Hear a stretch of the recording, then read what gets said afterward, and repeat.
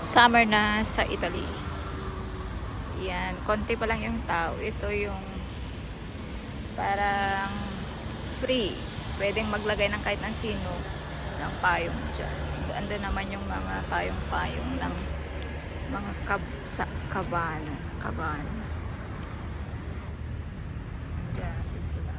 Spiaggia Libera na naman po. Yung mga ayaw magbayad ng mga payong at mga higaan. Dyan sila.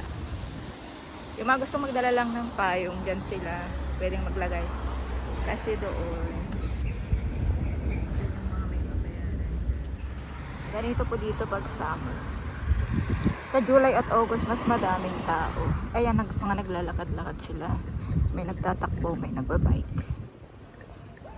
Ganito sila.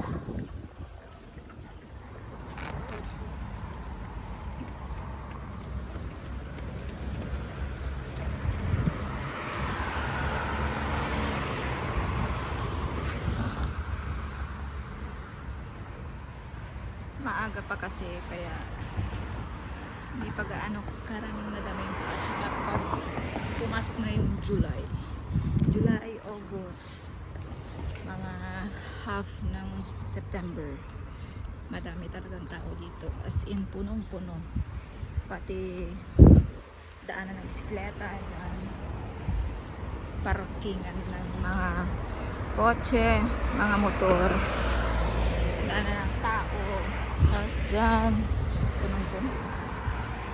Ganito ang summer sa Italy. Hapon ngayon, katatapos lang ng ulang kulog at kidlat, kaya walang tao sa beach. Ayan, malinis, walang tao.